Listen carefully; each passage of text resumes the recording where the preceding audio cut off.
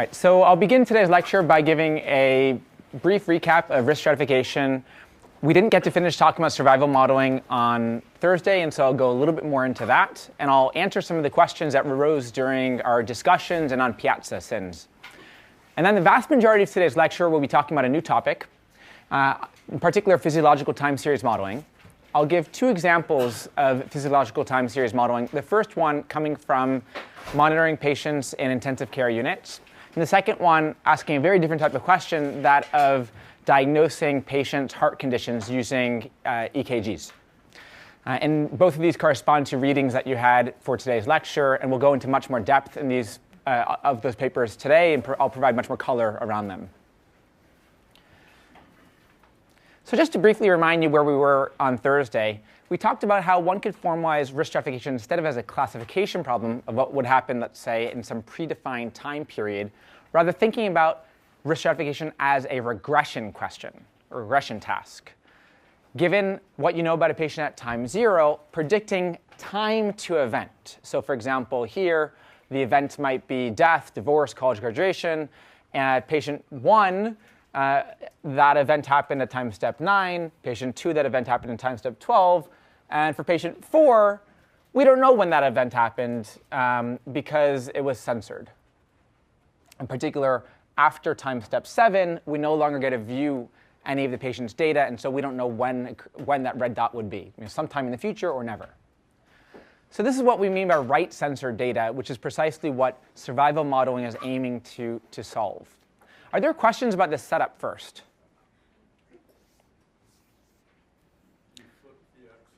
Yeah, I realized that. I flipped the X and the O in today's presentation, but that's not relevant. So FFT is the probability of death or the event occurring at time step t. And although in this slide I'm showing it as an unconditional model, in general you should think about this as a conditional density. So you might be conditioning on some covariates or features that you have for that patient at baseline. And very important for survival modeling and for the next things I'll tell you are the survival function, denoted as capital S of t, and that's simply 1 minus the cumulative density function. So it's the probability that the event occurrence, which is time, which is denoted here as capital T, occurs greater than some little t. So it's this function, which is simply given to you by the integral from 0 to infinity of the density. So in pictures, this is the density. On the x-axis is time. The y-axis is the density function. And this black curve is what I'm denoting as f of t. And this white area is capital S of t, the survival probability, or survival function. Yes? All right, so I just want to be clear. So if you were to integrate the entire curve, it would come out to 1, right? Because by infinity, you're going to be dim. In the way that I described it to you here, yes, because we're talking about the time to event. But often we might be in scenarios where the event may never occur. And so that is you can formalize that in a couple of different ways. You could put it a point mass at S of infinity, or you could simply say that the integral from 0 to infinity is some quantity less than 1. And in the readings that I'm referencing in the very bottom of the slides, it shows you how you can very easily modify all of the frameworks I'm telling you about here to deal with that scenario where the event may never occur. But for the purposes of my presentation, you can assume that the event will always occur at some point. It's a very minor modification where you, in essence, divide the densities by a constant, which accounts for the fact that it wouldn't integrate to 1 otherwise. Now, a key question that has to be solved when trying to use a parametric approach to survival modeling is, what should that f of t look like? What should that density function look like? And what I'm showing you here is a table of some very commonly used density functions. And what you see in these two columns, the right-hand column is the density function f of t itself. Lambda denotes some parameter of the model. T is the time. And on this second middle column is the survival function. So this is obtained for these particular parametric forms by an analytical solution, in essence solving that integral from t to infinity. This is the analytic solution for that. And so these go by common names of exponential, Weibull, log normal, and so on. And critically, all of these have support only on the positive real numbers, right? Because the event can never occur at negative time. Now, we live in a day and age where we no longer have to make standard parametric assumptions for densities. We could, for example, try to formalize the density as some output of some deep neural network. But if we don't use a parametric approach, so there are two ways to try to do that. One way to do that would be to say that we're going to model the distribution f of t as one of these things, where lambda, or whatever the parameters of the distribution, are given to you by the output of, let's say, a deep neural network on the covariates x. So that would be one approach. A very different approach would be a non-parametric distribution, where you say, OK, I'm going to define f of t extremely flexibly, not as one of these forms. And there, one runs into a slightly different challenge. Because as I'll show you in the next slide, to do maximum likelihood estimation of these distributions from censored data, one needs to make use of this survival function, s of t. And so if your f of t is complex and you don't have a nice analytic solution for s of t, then you're going to have to somehow use a numerical approximation of s of t during learning. So it's definitely possible, but it's going to be a little bit more effort. So now here's where I'm going to get into maximum likelihood estimation of these distributions. And to define for you the likelihood function, I'm going to break it down into two different settings. The first setting is an observation which is uncensored, meaning we do observe when the event, death, for example, occurs.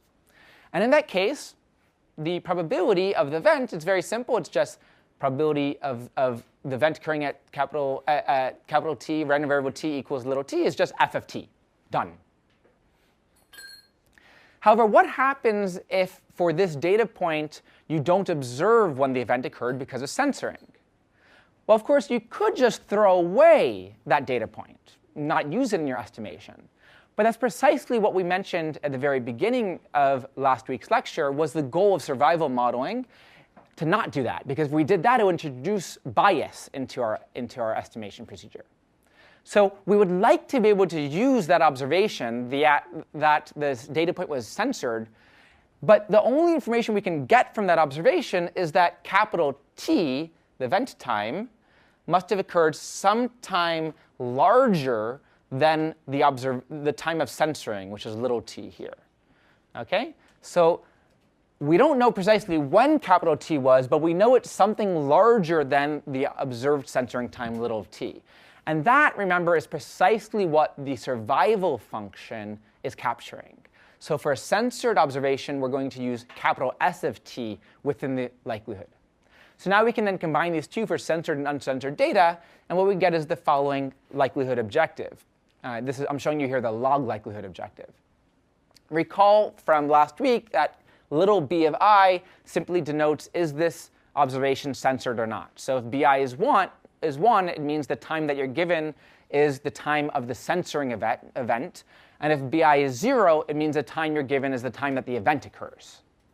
So here what we're going to do is now sum over all of the data points in your data set from little I equals 1 to little n of bi times log of the probability under the censored model plus 1 minus bi times log of probability under the uncensored model. And so this bi is just going to switch on which of these two you're going to use for that given data point.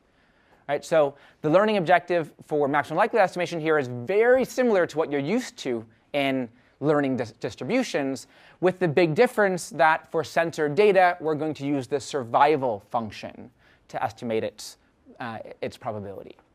Are there any questions?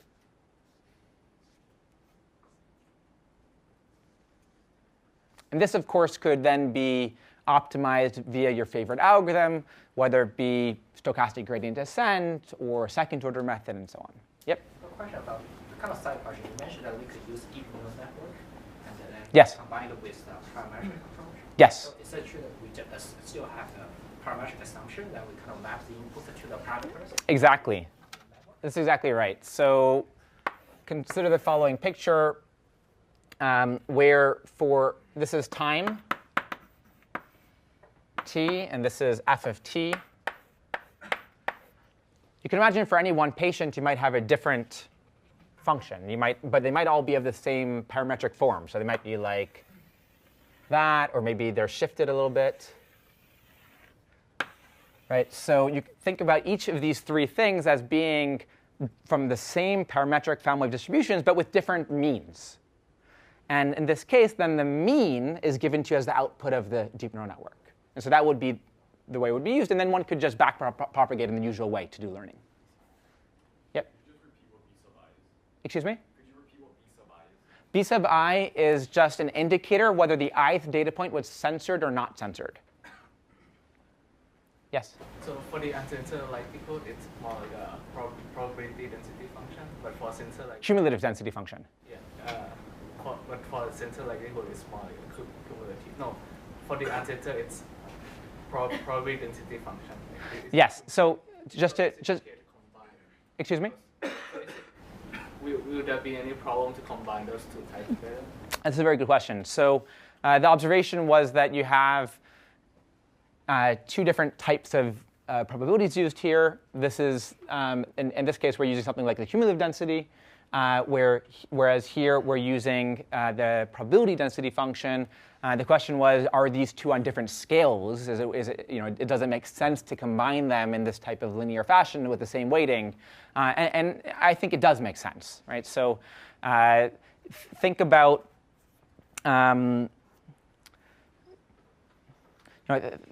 a setting where you have a very small time range, right? You're not exactly sure when this event occurs. It's something in this time range. In the setting of the sensor data, where that time range could potentially be very large, your model is providing your log probability is somehow going to be much more flat because you're covering much more probability mass. And so that observation, I think intuitively, is likely to have a bit of a smaller effect on the overall learning algorithm. Right? These observations, you know precisely where they are, and so as you deviate from that, you have you incur the corresponding log loss penalty. But I do think that it makes sense to have them the same scale. If anyone in the room has done work with survival modeling and has a different answer to that, I'd love to hear it. Not today, but maybe someone in the future will answer this question differently. I'm going to move on for now. So the remaining question that I want to talk about today is how one evaluates survival models. So we talked about binary classification a lot in the context of risk stratification in the beginning, and we talked about how area under the ROC curve is one measure of classification performance. But here we're doing something more akin to regression, not classification. A standard measure that's used to measure performance is known as the C-statistic or concordance index. Those are one and the same. And it's defined as follows. And it has a very intuitive definition. It sums over pairs of data points that can be compared to one another. And it says, OK, what is the likelihood of the event happening for an event that occurs before another event? And what you want is that the likelihood that the event that on average, in essence, should occur later should be larger than the event that should occur earlier. I'm going to first illustrate it with this picture, and then I'll work through the math. So here's the picture, and then we'll talk about the math. So what I'm showing you here are every single observation in your data set. And they're sorted by either the censoring time or the event time. So by black, I'm illustrating uncensored data points. And by red, I'm denoting censored data points. Now, so here we see that this data point, the event happened before this data point's censoring event. Now, since this data point was censored, it means its true event time you can think about as sometime into the far future.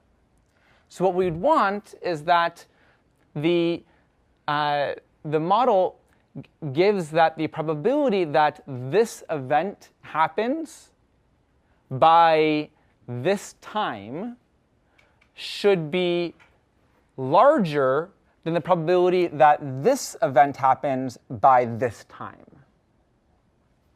because this actually occurred first. And these two are comparable to each other. On the other hand, it wouldn't make sense to compare y2 and y4, because both of these were censored data points, and we don't know precisely when they occurred. So for example, it could have very well happened that the event 2 happened after event 4.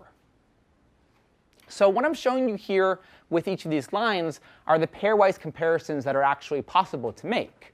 You can make pairwise comparisons, of course, between any pair of events that actually did occur, and you can make pairwise comparisons between censored events and events that occurred before it. Now, if you now look at this formula is looking at an indicator of survival functions between pairs of data points, and which pairs of data points was precisely those pairs of data points which I'm showing comparisons of with these blue lines here. So we're going to sum over I such that bi is equal to 0, and remember that means it is an uncensored data point. And then we look at yi compared to all other yj that has a value greater than it, both censored and uncensored. Now, if your data had no censor data points in it, then you can verify that, in fact, this corresponds. So there's one other assumption one has to make, which is that suppose that your outcome is binary. And so if you might wonder how you get a binary outcome from this, imagine that your density function looked a little bit like this, where it could occur either at time 1 or time 2, right? So something like that.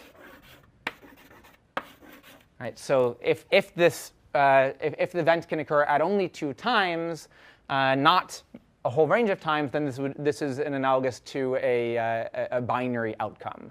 And so if you have a binary outcome like this and no censoring, then in fact that c-statistic is exactly equal to the area under the RLC curve. So that just connects it a little bit back to things we're used to. Yep. Just to make sure I understood, so y1 is going to be we observed an event, and y2 is going to be we know that no event occurred until that time? Every dot corresponds to one event, either censored or not. Okay. And they're sorted in this figure. They're sorted by the time of either the censoring or the event occurring.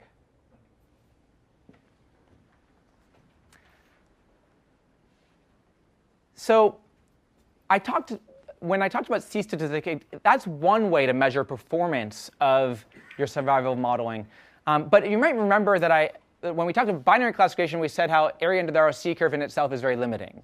And so we should think through other performance metrics of relevance. So here are a few other things that you could do.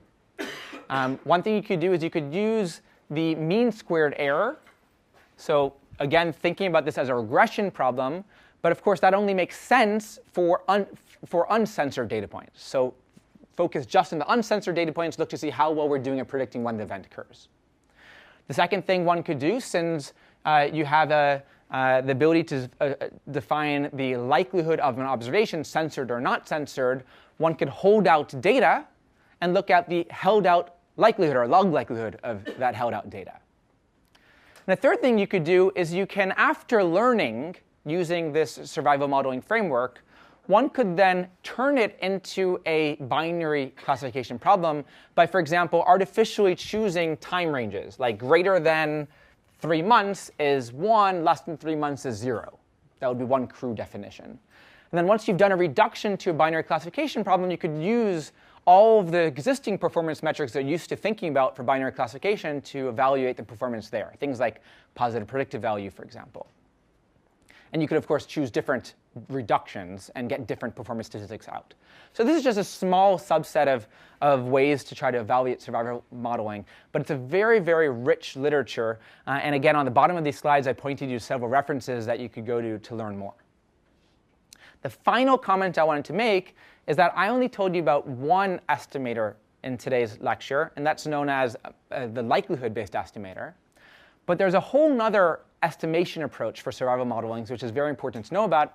They're called partial likelihood estimators. And for those of you who've heard of Cox proportional hazards models, and I know they were discussed in Friday's recitation, that's an example of a class of model that's commonly used within this partial likelihood estimator. Now, at a very intuitive level, what this partial likelihood estimator is doing is it's working with something like the C statistic. So notice how the C statistic only looks at relative orderings of events, of their event occurrences. It doesn't care about exactly when the event occurred or not. In some sense, there's a constant in this survival function which could be divided out from both sides of this inequality, and it wouldn't affect anything about the statistic. And so one could think about other ways of learning these models by saying, well, we want to learn a survival function such that it gets the ordering correct between data points. Now, such a survival function wouldn't do a very good job. There's no reason it would do any good at getting the precise time of when an event occurs. But if your goal were to just figure out what is the sorted order of patients by risk, so that you're going to do an intervention on the 10 most risky people, then getting that ordering correct is going to be enough. And that's precisely the intuition used behind these partial likelihood estimators. They focus on something which is a little bit less than the original goal, but in doing so, they can have much better statistical complexity, meaning the amount of data they need in order to fit those models well. And again, this is a very rich topic. All I wanted to do is give you a pointer to it so that you can go read more about it if this is something of interest to you. OK, so now moving on into the recap. One of the most important points that we discussed last week was about non-stationarity. And there was a question posted to Piazza, which was really interesting, which is how do you actually deal with non-stationarity? And I spoke a lot about it existing, and I talked about how to test for it, but I didn't say what to do if you have it. So I thought this was such an interesting question that I would also talk about it a bit during lecture. So the short answer is if you have to have a solution that you deploy tomorrow, then here's the hack that sometimes works. You take your most recent data, like the last 3 months' data, and you hope that there's not much non-stationarity within the last 3 months. You throw out all the historical data, and you just train using the most recent data. All right, so a bit unsatisfying because you might have now extremely little data left to learn with, but if you have enough volume, it might be good enough. But the really interesting question from a research perspective is how could you optimally use that historical data? So here are 3 different ways. So one way has to do with imputation.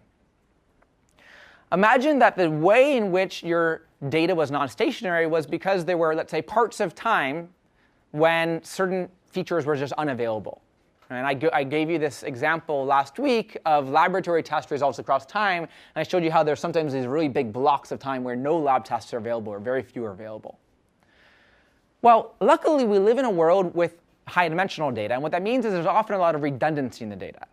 So what you could imagine doing is imputing features that you observe to be missing, such that the missingness properties, in fact, aren't changing as much across time after imputation. If you do that as a pre-processing step, it may allow you to make use of much more of the historical data. A different approach, which is intimately tied to that, has to do with transforming the data. Instead of imputing it, transforming it into another representation altogether, such that that representation is invariant across time. And here I'm giving you a reference to this paper by Gunn et al. From the Journal of Machine Learning Research 2016, which talks about how to do domain invariant learning of neural networks. And that's one approach to do so. And I view those two as being very similar, imputation and transformations. A second approach is to reweight the data to look like the current data. So imagine that you go back in time and you say, you know what? ICD-10 codes, for some very weird reason, this is not true, by the way, ICD-10 codes in this untrue world happen to be used between March and April of 2003. And then they weren't used again until 2015. All right, so instead of throwing away all of the previous data, we're going to recognize that that 3-month interval 10 years ago was actually drawn from a very similar distribution as what we're going to be testing on today. So we're going to weight those data points up very much and downweight the data points that are less like the ones from today. That's the intuition behind these reweighting approaches. And we're going to talk much more about that in the context of causal inference, not because these two have to do each other, but they end up using a very similar technique for how to deal with data set shift or covariate shift. And the final technique that I'll mention is based on online learning algorithms. So the idea there is that there might be cut points, change points across time. So maybe the data looks one way up until this change point, and then suddenly the data looks really different until this change point, and then suddenly the data looks very different on into the future. Right? So here I'm showing you there are two change points in which data set shift happens. What these online learning algorithms do is they say, OK, suppose we were forced to make predictions throughout this time period, using only the historical data to make predictions at each point in time. Well, if we could somehow recognize that there might be these shifts, we could design algorithms that are going to be robust to those shifts. And then one could try to mathematically analyze those algorithms based on the amount of regret they would have to, for example, an algorithm that knew exactly when those changes were. And of course, we don't know precisely when those changes were. And so there's a whole field of algorithms trying to do that. And here I'm just giving you one citation for a recent work.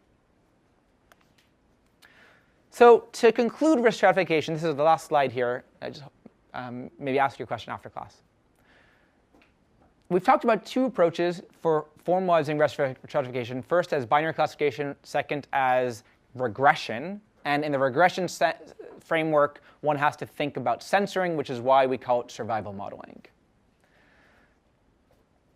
Second, in our examples, and again in your homework assignment that's coming up next week, we'll see that often the variables, the features that are most predictive make a lot of sense. Right? In the diabetes case, we saw how patients having comorbidities of diabetes like hypertension or patients being obese were very predictive of patients getting diabetes. So you might ask yourself, is there something causal there? Are those features that are very predictive, in fact, what's causing the patient to develop type 2 diabetes? Like, for example, obesity causing diabetes? And this is where I want to caution you. You shouldn't interpret these very predictive features in a causal fashion, particularly not when one starts to work with high-dimensional data, as we do in this course. The reason for that is very subtle, and we'll talk about that in the causal inference lectures. But I just wanted to give you a pointer now that you shouldn't think about it in that way, and you'll understand why in just a few weeks. And finally, we talked about ways of dealing with missing data. I gave you one feature representation for the diabetes case, which was designed to deal with missing data. It said, was there any diagnosis code 250.01 in the last 3 months? And if there was, you have a 1. If you don't, it's 0. So it's designed to recognize that you don't have information, perhaps for some large chunk of time in that window. But that missing data could also be dangerous if that missingness itself is caused due to non-stationarity, which is then going to result in your test distribution looking different from your trained distribution. And that's where approaches that are based on imputation could actually be very valuable. Not because they improve your predictive accuracy when everything goes right, but because they might improve your predictive accuracy when things go wrong. And so one of your readings for last week's lecture was actually an example of that, where they used a Gaussian process model to impute much of the missing data in a patient's continuous vital signs, and then they used a recurrent neural network to predict based on that imputed data.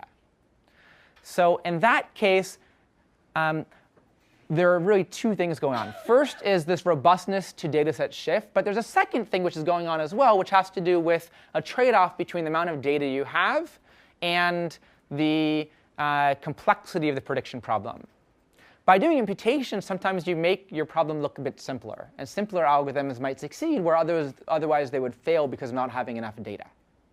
And that's something that you saw in that last week's reading. So I'm done with risk stratification. I'll take a 1-minute breather for everyone in the room, and then we'll start with the main topic of today's lecture, which is physiological time series modeling. OK. Let's get started.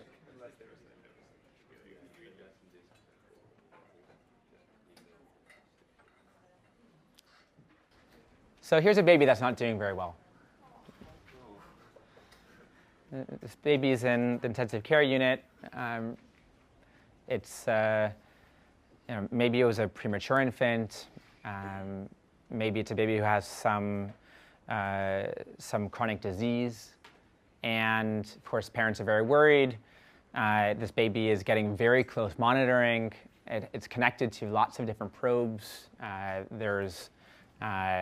In number 1 here, it's illustrating a 3-lead ECG, which we'll be talking about much more, which is measuring its heart, how the baby's heart's doing. Over here, this number 3 is something attached to the baby's foot, which is measuring it's a pulse oximeter, which is measuring the baby's oxygen saturation, the amount of oxygen in the blood. Number 4 is a probe, which is measuring the baby's temperature and so on. And so, we're really taking really close measurements of this baby because we want to understand how is this baby doing. We recognize that there might be really sudden changes in the baby's state of health that we want to be able to recognize as early as possible. And so behind the scenes, next to this baby, you'll of course have a huge number of monitors, each of the monitors showing the readouts from each of these different signals. And this type of data is really prevalent in intensive care units. But you'll also see in today's lecture how some aspects of this data are now starting to make its way to the home as well. So for example, EKGs are now available on Apple and Samsung watches to help understand, to help with diagnosis of arrhythmias, even for people at home. And so from this type of data, there are a number of really important use cases to think about. The first one is to recognize that often we're getting really noisy data, and we want to try to infer the true signal. So imagine, for example, that temperature probe, like the baby's true temperature might be 98.5, but for whatever reason, we'll see a few reasons here today, maybe you're getting an observation of 93. And you need to know, is that actually the true baby temperature, in which case it would be in a lot of trouble, or is that an anomalous reading? So we like to distinguish between those two things. In other cases, we are interested in not necessarily fully understanding what's going on with the baby along each of those axes, but we just want to use that data for predictive purposes, for risk stratification, for example. And so the type of machine learning approach that we'll take here will depend on the following 3 factors. First, do we have labeled data available? For example, do we know the ground truth of what the baby's true temperature was, at least for a few of the babies in the training set? Second, do we have a good mechanistic or statistical model of how this data might evolve across time? Right? We know a lot about hearts, for example. Cardiology is one of those fields of medicine where it's really well studied. There are good simulators of hearts and how they beat across time and how that affects the electrical stimulation across the body. And if we have these good mechanistic or statistical models, that can often allow one to trade off not having much labeled data or just not having much data, period. And it's really these 3 points which I want to illustrate the extremes of in today's lecture. What you do when you don't have much data and what you can do when you have a ton of data. I think it's going to be really informative for us as we go out into the world, and we'll have to tackle each of those 2 settings. So here's an example of 2 different babies with very different trajectories. One in the x-axis here is time in seconds. The y-axis here, or I think seconds, maybe minutes. The y-axis here is beats per minute of the baby's heart rate. And you see in some cases it's really fluctuating a lot up and down. In some cases, it's sort of going in one direction. And in all cases, the short-term observations are very different from the long-range trajectories. So the first problem that I want us to think about is one of trying to understand how do we deconvolve between the truth of what's going on with, for example, the patient's blood pressure or oxygen versus interventions that are happening to them. So on the bottom here, I'm showing examples of interventions. Here, in this oxygen uptake, we notice how between roughly 1,000 and 2,000 seconds, suddenly there's no signal whatsoever. That's an example of what's called dropout. Over here, we see a different type of the effect of a different intervention, which is due to a probe recalibration. And at that time, there was a dropout followed by a sudden change in the values. And that's really happening due to a recalibration step. And in both of these cases, what's going on with the individual might be relatively constant across time, but what's being observed is dramatically affected by those interventions. So we want to ask the question, can we identify those artifactual processes? Can we identify that these interventions were happening at those points in time? And then, if we could identify them, then we could potentially subtract their effect out. So we could impute the data which we now know to be missing, and then have this much higher quality signal used for some downstream predictive purpose, for example. Now, the second reason why this could be really important is to tackle this problem called alarm fatigue. Alarm fatigue is one of the most important challenges facing medicine today. As we get better and better in doing risk stratification, as we come up with more and more diagnostic tools and tests, that means these red flags are being raised more and more often. And each one of these has some associated false positive rate for it. And so the more tests you have, suppose the false positive rate is kept constant, the more tests you have, the more likely it is that the union of all of those is going to be some error. And so when you're in an intensive care unit, there are alarms going off all the time. And something that happens is that nurses end up starting to ignore those alarms because so often those alarms are false positives, or due to, for example, artifacts like what I'm showing you here.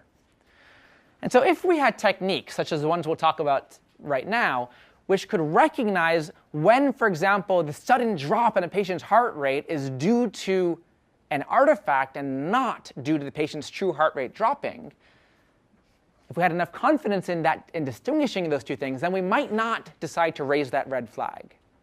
And that might reduce the amount of false alarms, and that then might reduce the amount of alarm fatigue, and that could have a very big impact on healthcare. So the technique which we'll talk about today goes by the name of switching linear dynamical systems. Who here has seen a picture like this this picture on the bottom before? About half of the room. So for the other half of the room, I'm going to give a bit of a recap into probabilistic modeling. All of you are now familiar with general probability, so you're used to thinking about, for example, univariate Gaussian distributions. We talked about how one could model survival, which was an example of such a distribution. But for today's lecture, we're going to be thinking now about multivariate probability distributions. In particular, we'll be thinking about how a patient's state, let's say their true blood pressure, evolves across time. And so now we're interested in not just the random variable at one point in time, but that same random variable at the second point in time, third point in time, fourth point in time, fifth point in time, and so on. So what I'm showing you here is known as a graphical model, also known as a Bayesian network. And it's one way of illustrating a multivariate probability distribution that has particular conditional independence properties. Specifically, in this model, one node corresponds to one random variable. So this is describing a joint distribution on x1 through x6 comma y1 through y6. So it's this multivariate distribution on 12 random variables.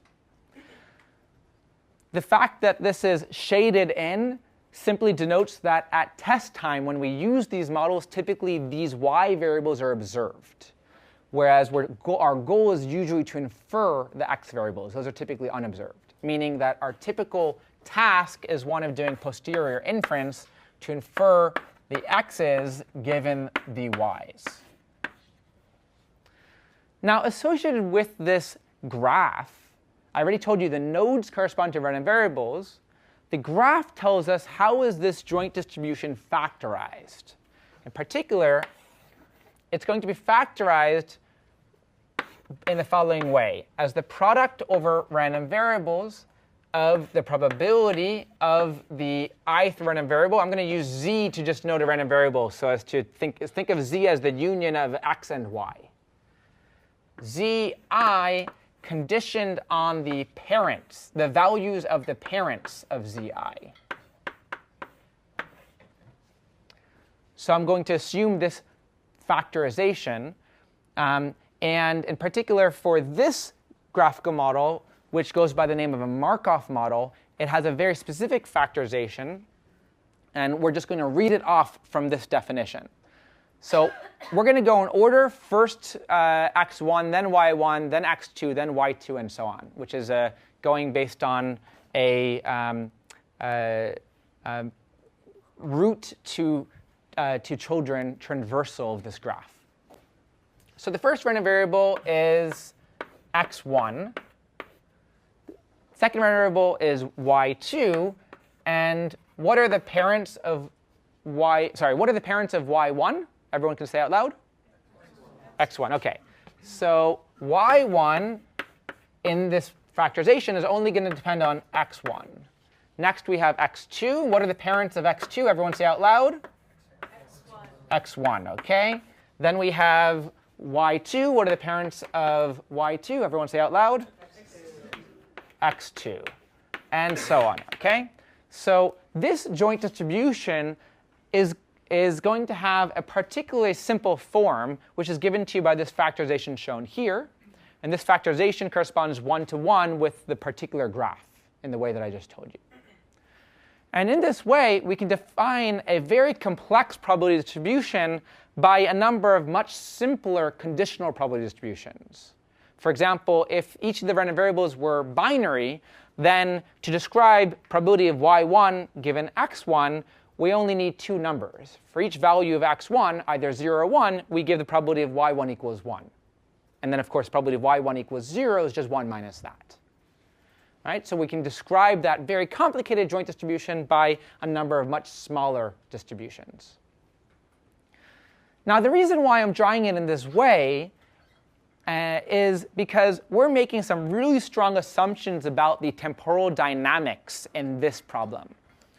In particular, the fact that x3 only has an arrow from x2 and not from x1 implies that x3 is conditionally independent of x1 if you knew x2's value. So in some sense, think about this as cutting, right? If you're to take x2 out of the model and remove all edges incident on it, then x1 and x3 are now separated from one another. They're independent. Now, for those of you who do know graphical models, you'll recognize that that type of independence statement that I made is only true for Markov models, and the semantics for Bayesian networks are a little bit different. But actually, for this model, they're one and the same. So we're going to make the following assumptions for the conditional distributions shown here. First, we're going to suppose that xt is given to you by a Gaussian distribution. Remember, xt, for example, t is denoting a time step, let's say 3, only depends, in this picture, the conditional distribution only depends on the previous time step's value, x2, or xt minus 1. So you'll notice how I'm going to say here, xt is going to be distributed as something, but the only random variables in this something can be xt minus 1, according to these assumptions. In particular, we're going to assume that it's some Gaussian distribution whose mean is some linear transformation of x2 minus 1, and which has a fixed covariance matrix Q. So at each step of this process, the next random variable is some random walk from the previous random variable where you're moving according to some Gaussian distribution. In a very similar way, we're going to assume that yt is drawn also as a Gaussian distribution, but now depending on xt. So I want you to think about xt as the true state of the patient. It's a vector that's summarizing their blood pressure, their oxygen saturation, a whole bunch of other parameters, or maybe even just one of those. And y1 are the observations that you do observe. Right? So let's say x1 is the patient's true blood pressure, y1 is the observed blood pressure, what comes from your monitor. So then a reasonable assumption would be that, well, if all else were equal, right, if it was a true observation, then y1 should be very close to x1. So you might assume that this covariance matrix the variance is very, very small. Right? y1 should be very close to x1 if it's a good observation. And of course, if it's a noisy observation, like for example, if the probe was disconnected from the baby, then y1 should have no relationship to x1. And that dependence on the actual state of the world, I'm denoting here by these superscripts s of t. I'm ignoring that right now, and I'll bring that in the next slide. Similarly, the relationship between x2 and x1 should be one which captures some of the dynamics that I showed in the previous slides, right? Where I showed over here, this is the patient's true heart rate evolving across time, let's say, right? Notice how if you look very locally, it looks like there are some very big local dynamics, whereas if you look more globally, again, there's some smoothness, but there's some, again, it looks like some random changes across time. And so that drift has to somehow be summarized in this model by that a random variable. And I'll get into more detail about that in just a moment. So what I just showed you was an example of a linear dynamical system, but it was assuming that there were none of these events happening, none of these artifacts happening. The actual model that we were going to want to be able to use then is going to also incorporate the fact that there might be artifacts. And to model that, we need to introduce additional random variables corresponding to whether those artifacts occurred or not. And so that's now this model. So I'm going to let these s's, these are other random variables, which are denoting artifactual events. They are also evolving with time. For example, if there's an artifactual event at 3 seconds, maybe there's also an artifactual event at 4 seconds. And we'd like to model the relationship between those. That's why you have these arrows. And then the way that we interpret the observations that we do get depends on both the true value of what's going on with the patient and whether there was an artifactual event or not. And you'll notice that there's also an edge going from the artifactual events to the true values to note the fact that those interventions might actually be affecting the patient. For example, if you give them a medication to change their blood pressure, then that procedure is going to affect the next time steps value of the patient's blood pressure. So when one wants to learn this model, you have to ask yourself, what types of data do you have available? Unfortunately, it's very hard to get data on both the ground truth, what's going on with the patient, and whether these artifacts truly occurred or not. Instead, what we actually have are just these observations. Like we get these very noisy blood pressure draws across time. So what this paper does is it uses a maximum likelihood estimation approach where it recognizes that we're going to be learning from missing data. We're going to explicitly think of these x's and s's as latent variables. And we're going to maximize the likelihood of the whole entire model, marginalizing over x and s. So just maximizing the marginal likelihood over the y's. Now, for those of you who've studied unsupervised learning before, you might recognize that as a very hard learning problem. In fact, that likelihood is non-convex. And one could imagine all sorts of different heuristics for learning, such as gradient descent, or as this paper uses, expectation maximization. And because of that non-convexity, each of these algorithms typically will only reach a local maxima of the likelihood. So this paper uses EM, which intuitively iterates between inferring those missing variables, so imputing the x's and the s's given the current model and doing posterior inference to infer the missing variables given the observed variables using the current model. And then, once you've imputed those variables, attempting to refit the model. So that's called the M step for maximization, which updates the model and just iterates between those two things. So that's one learning algorithm, which is guaranteed to reach a local maxima of the likelihood under some regularity assumptions. And so this paper uses that algorithm. But you need to be asking yourself, if all you ever observe are the y's, then will this algorithm ever recover anything close to the true model?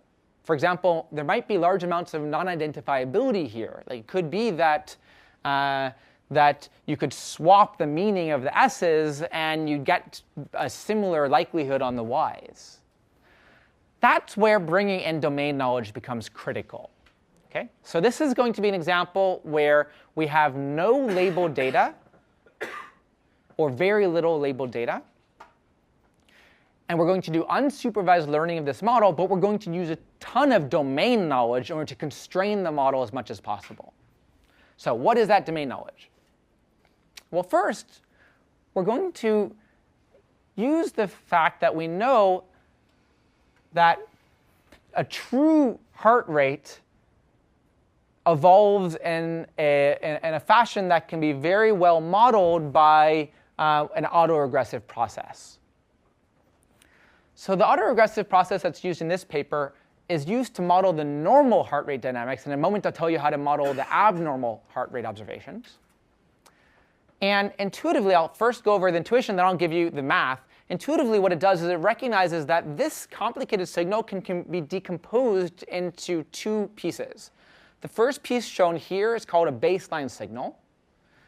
And that, if you squint your eyes and you sort of ignore the very local fluctuations, this is what you get out. And then you could look at the residual of subtracting this signal, subtracting this baseline from this signal, and what you get out looks like this. And notice here, it's around zero mean. So it's a zero mean signal with some random fluctuations. And the fluctuations are happening here at a much faster rate than for the original baseline. And so the sum of BT and this residual is exactly equal to the true heart rate. And each of these two things we can model very well.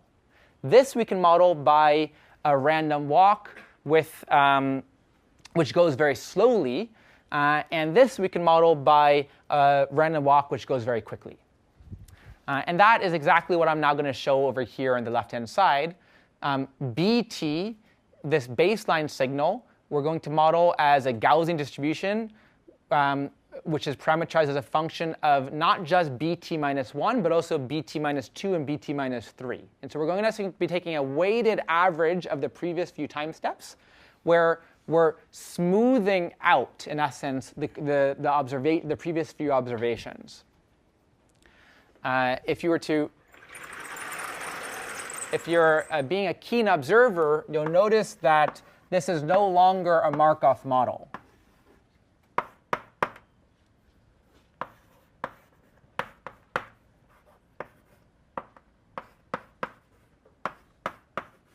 For example, if this P1 and P2 are equal to 2, this then corresponds to a second order Markov model, because each random variable depends on the previous two time steps of the Markov chain. And so so you would model now BT by this process, and you would probably be averaging over a large number of previous time steps to get this smooth property. And then you model xt minus bt by this autoregressive process, where you might, for example, just be looking at just the previous couple of time steps, and you recognize that you're just doing much more random fluctuations. So that's how one would now model normal heart rate dynamics. And again, it's just this is an example of a statistical model. So there's no mechanistic knowledge of hearts being used here, but we can fit the data of normal hearts pretty well using this. But the next question, and the most interesting one, is how does one now model artifactual events? So for that, that's where some mechanistic knowledge comes in. So one models that the probe dropouts are given by recognizing that if a probe is removed from the baby, then there should no longer be, or at least after a small amount of time, there should no longer be any dependence on the true value of the baby. For example, the blood pressure, once the blood pressure probe is removed, is no longer related to the baby's true blood pressure. But there might be some delay to that lack of dependence. And that is going to be encoded in some domain knowledge. So for example, the temperature probe, when you remove the temperature probe from the baby, it starts heating up again, or starts cooling, right? So assuming that the ambient temperature is cooler than the baby's temperature. So you take it off the baby, it starts cooling down. How fast does it cool down? Well, you could assume that it cools down with some exponential decay from the baby's temperature. Right? This is something that is very reasonable, and you can imagine maybe if you had labeled data for just a few of the babies, you could try to fit the parameters of that exponential very quickly. And in this way now, we parameterize the conditional distribution of the temperature probe given both the state and whether the artifact occurred or not, using this very simple exponential decay. And in this paper, they give a very similar type of they make similar types of analogous types of assumptions for all of the other artifactual probes. You should think about this as constraining these conditional distributions that I showed you here. They're no longer allowed to be arbitrary distributions, and so that when one does now expectation maximization to try to maximize the marginal likelihood of the data, you've now constrained it in a way that you hopefully remove the unidentifiability of the learning problem. And makes all of the difference in learning here. So in this paper, their evaluation did a little bit of fine-tuning for each baby. In particular, they assumed that the first 30 minutes near the start consists of normal dynamics, so there are no artifacts. That's, of course, a big assumption, but they use that to try to fine-tune the dynamic model, to fine-tune it for each baby for themselves. And then they looked at the ability to try to identify artifactual processes. I want to go a little bit slowly through this plot because it's quite interesting. So what I'm showing you here is a ROC curve of the ability to predict each of the 4 different types of artifacts. For example, at any one point in time, was there a blood sample being taken or not? At any one point in time, was there a core temperature disconnect of the core temperature probe? And to evaluate it, they're assuming that they have some labeled data for valuation purposes only.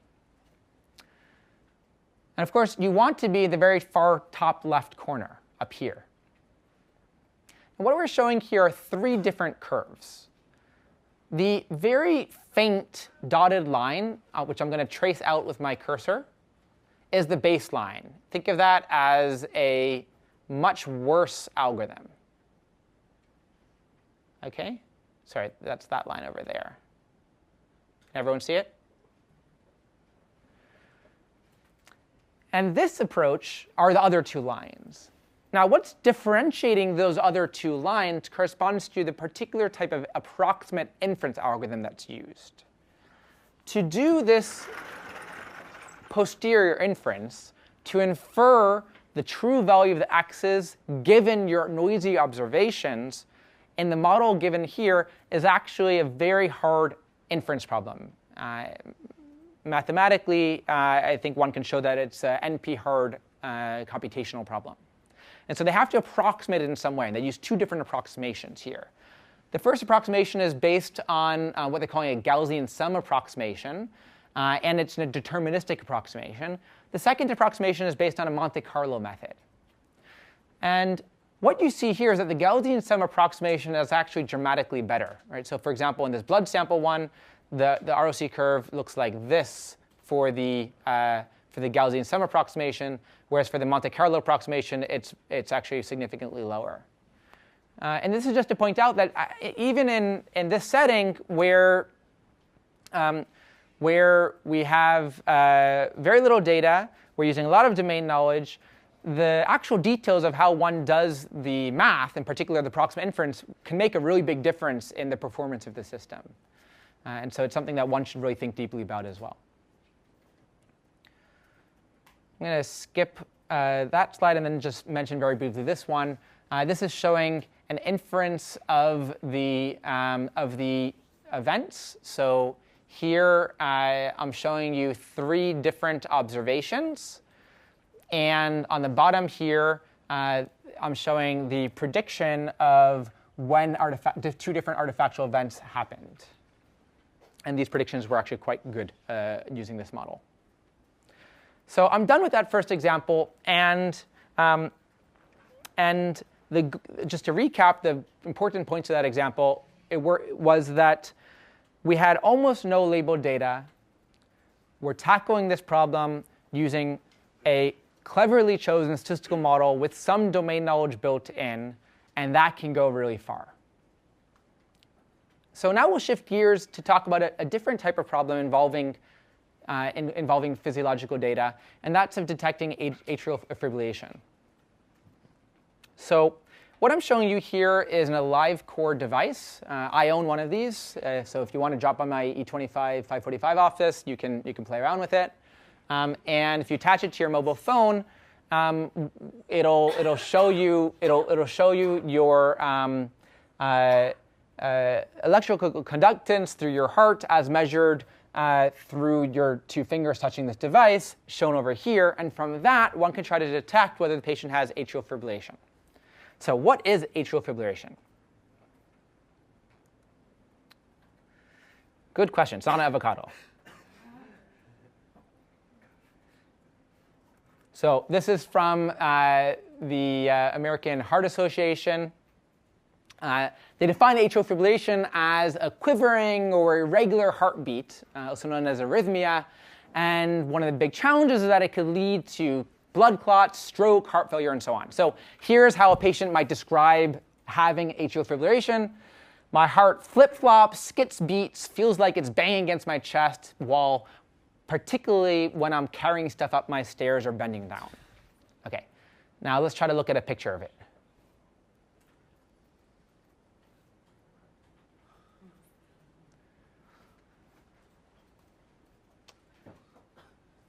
Okay, so this is a normal heartbeat. Heart's pumping like this. And if you were to look at the signal output of the EKG of a normal heartbeat, it would look like this, and it's roughly corresponding to the different the signals correspond to different cycles of the heartbeat. Now, for a patient who has atrial fibrillation, it looks more like this.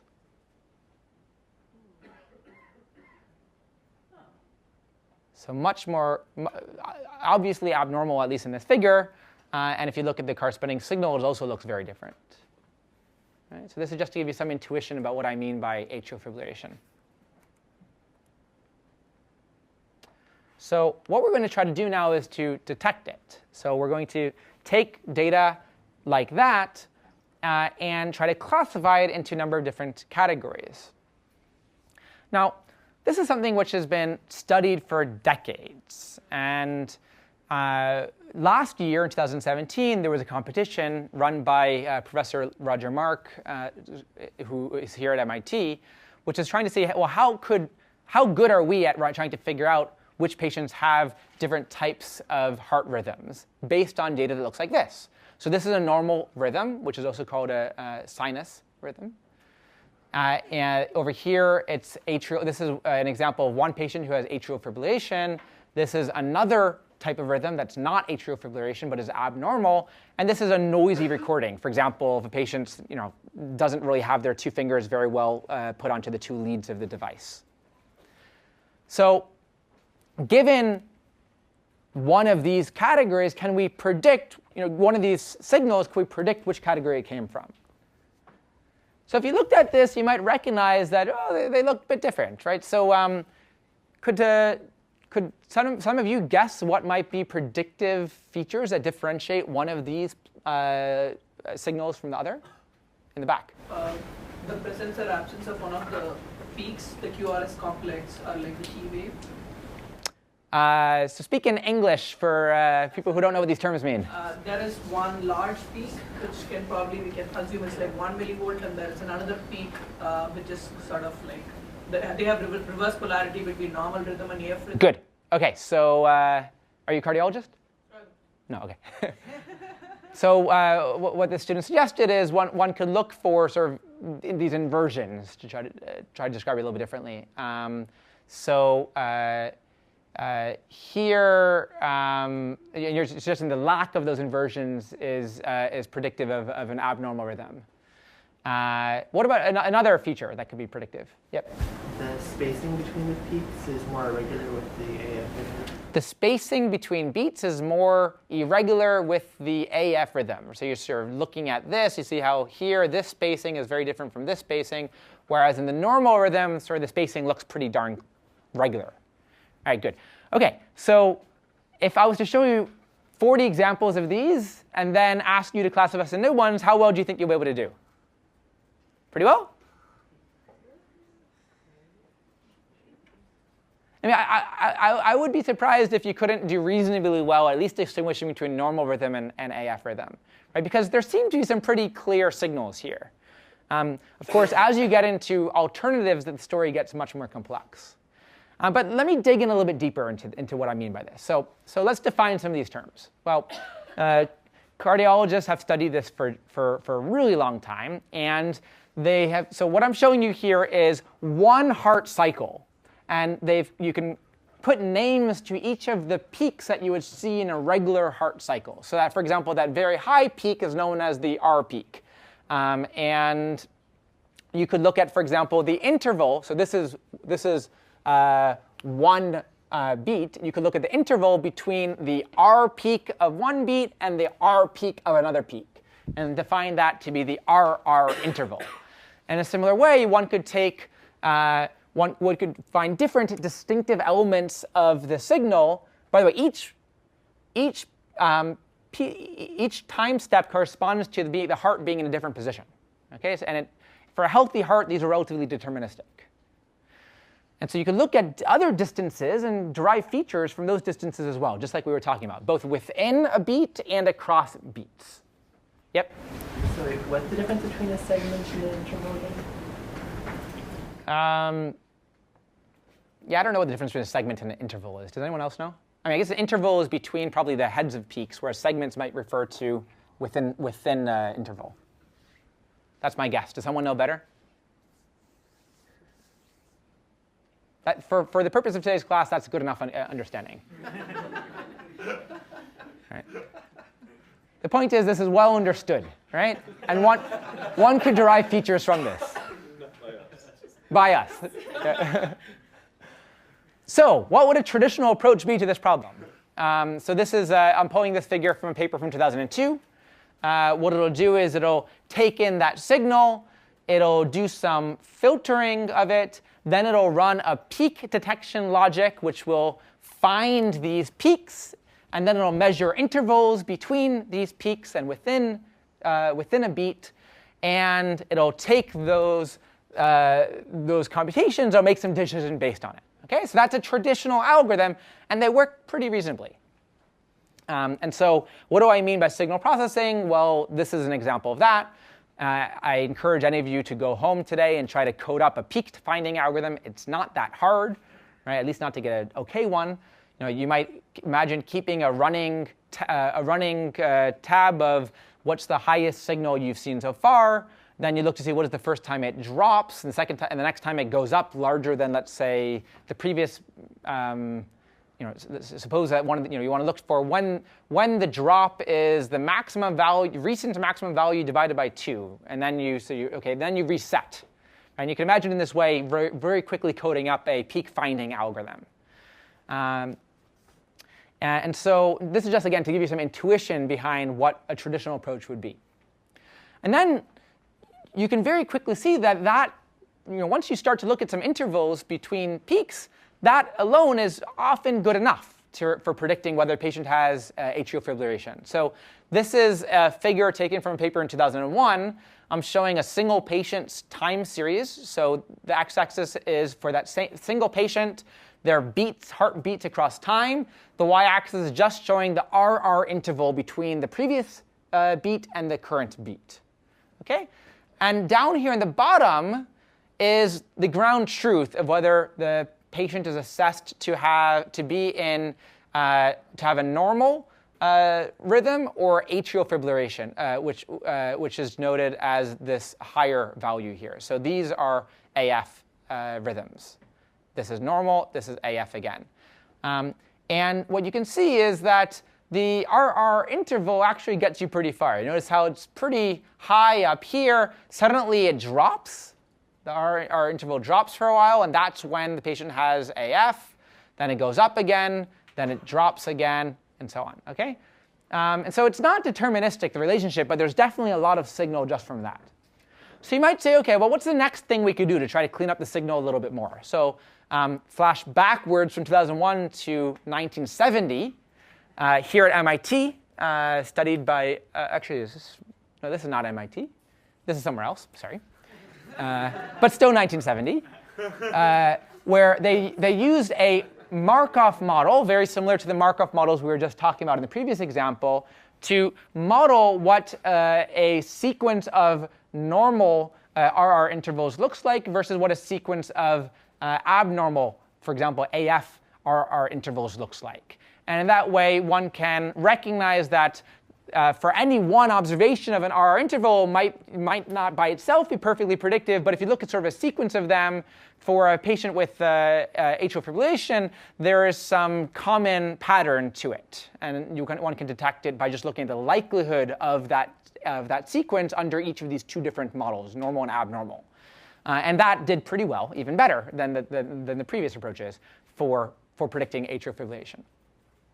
OK, this is the paper I wanted to say from MIT, now 1991. This is also from Roger Mark's group. Now this is a neural network-based approach, where it says, OK, we're going to take a bunch of these things. We're going to derive a bunch of these intervals, and then we're going to throw that through a black box supervised machine learning algorithm to predict whether the patient has AF or not. All right, so these are first of all, there's some simple approaches here that work reasonably well. Using neural networks in this domain is not a new thing. But where are we as a field? So as I mentioned, there was this competition last year. And what I'm showing you here, the citation is from one of the winning approaches. And this winning approach really brings the two paradigms together. It extracts a large number of expert-derived features, so shown here. And these are exactly the types of things you might think, like proportion, median RR interval of regular rhythms, max RR irregularity measure, and just a whole range of different things that you could imagine manually deriving from the data. And you throw all of these features into a machine learning algorithm, maybe a random forest, maybe a neural network, doesn't matter. And what you get out is a slightly better algorithm than what if you had just come up with a simple rule on your own. All right? So that was the winning algorithm then. And in the summary paper, they conjectured that, well, maybe it's the case that they'd expected that convolutional neural networks would win. And they were surprised that none of the winning solutions involved convolutional neural networks. And they conjectured that maybe the reason why is because maybe with these 8,000 patients that they had in the data set, it just wasn't enough to give the more complex models advantage. So flip forward now to this year, and the article that you read in your readings, in Nature Medicine, where the Stanford group now showed how a convolutional neural network approach, which is in many ways extremely naive, all it does is it takes the sequence data in, makes no attempt at trying to understand the underlying physiology and just predicts from that, can do really, really well. And so there are a couple of differences that I want to emphasize to the previous work. First, the sensor is different. Whereas the previous work used this alive core sensor, in this paper from Stanford, they're using a different sensor called the Zeo patch, which is attached to the human body and conceivably much less noisy. Right? So that's one big difference. The second big difference is that there's dramatically more data. Instead of 8,000 patients to train from, now they have over 90,000 records from 50,000 different patients to train from. The third major difference is that now, rather than just trying to classify into 4 categories, normal, abnormal, other, or noisy, now we're going to try to classify into 14 different categories. We're, in essence, breaking apart that other class into much finer grained detail of different types of abnormal rhythms. And so here are some of those other abnormal rhythms, things like complete heart block, and a bunch of other names that I can't pronounce. And from each one of these, they gathered a lot of data. And then I actually did, so it's not described in the paper, but I've talked to the authors, and they gathered this data in a very interesting way. So they did their training iteratively. They looked to see where their errors were, and then they went and gathered more data from patients with that subcategory. So many of these other categories are might be underrepresented in the general population, but they actually gather a lot of patients of that type in their data set for training purposes. And so I think those 3 things ended up making a very big difference. So what is their convolutional network? Well, first of all, it's a 1D signal, so it's a little bit different from the convnets you typically see in computer vision, and I'll show you an illustration of that in the next slide. It's a very deep model, so it's 34 layers. So the input comes in on the very top in this picture. It's passed through a number of layers. Each layer consists of convolution, followed by rectified linear units, and there is subsampling at every other layer, so that you go from a very wide signal, so a very long, I can't remember how long, 1 second long signal, summarized down into many smaller number of dimensions, which you then have a sort of fully connected layer at the bottom to do for your predictions. And then they also have these shortcut connections, which allow you to pass information from earlier layers down to the very end of the network, or even into intermediate layers. And for those of you who are familiar with residual networks, it's the same idea. So what is a 1D convolution? Well, it looks a little bit like this. So this is the signal. I'm going to just approximate it by a bunch of 1s and 0s. So I'll say this is a 1, this is a 0, this is a 1, 1, and so on. A convolutional network has a filter associated with it. That filter is then applied in a 1D model. It's applied in a linear fashion. It's just taking a dot product of the filter's values with the values of the signal at each point in time. So it looks a little bit like this. And this is what you get out. So this is the convolution of a single filter with the whole signal. And the computation I did there, so for example, this first number came from taking the dot product of the first 3 numbers, 1, 0, 1, with the filter. So it's 1 times 2 plus 3 times 0 plus 1 times 1, which is 3. Okay? And so each of the subsequent numbers was computed in the same way. And I usually have you figure out what this last one is, but I'll leave that for you to do at home. That's what a 1D convolution is, and so they do this for lots of different filters. Each of those filters might be of varying lengths, and each of those will detect different types of signal patterns. And in this way, after having many layers of these, one can, in an automatic fashion, extract many of the same types of signals used in that earlier work, but also be much more flexible to detect some new ones as well. Just hold your question, because I need to wrap up. So in the paper that you read, they talked about how they evaluated this, and so I'm not going to go into much depth in it now. I just want to point out 2 different metrics that they used. So the first metric they used was what they called a sequential error metric. What that looked at is you have this very long sequence for each patient, and they labeled different 1-second intervals of that sequence into abnormal, normal, and so on. So you could ask, how good are we at labeling each of the different points along the sequence? And that's the sequence metric. The second metric is the set metric, and that looks at if the patient has something that's abnormal anywhere, did you detect it? So that's in essence taking an OR of each of those 1 second intervals and then looking across patients. And from a clinical diagnostic perspective, the set metric might be most useful, but then when you want to introspect and understand where is that happening, then the sequential metric is important. And the key take-home message from their paper is that if you compare the model's predictions, this is, I think, using an F1 metric, to what you would get from a panel of cardiologists, these models are doing as well, if not better, than these panels of cardiologists. So this is extremely exciting. This is technology, or variants of this is technology that you're going to see deployed now. So for those of you who have purchased these Apple Watches, these Samsung Watches, I don't know exactly what they're using, but I wouldn't be surprised if they're using techniques similar to this, and you're going to see much more of that in the future. So this is going to be really the first example in this course so far of something that's really been deployed.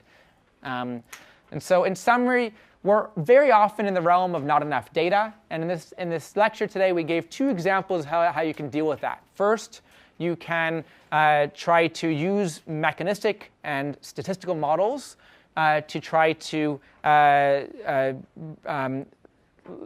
work in settings where you don't have much data. And other extremes, you do have a lot of data, and you can try to ignore that and just use these black box approaches. That's all for today.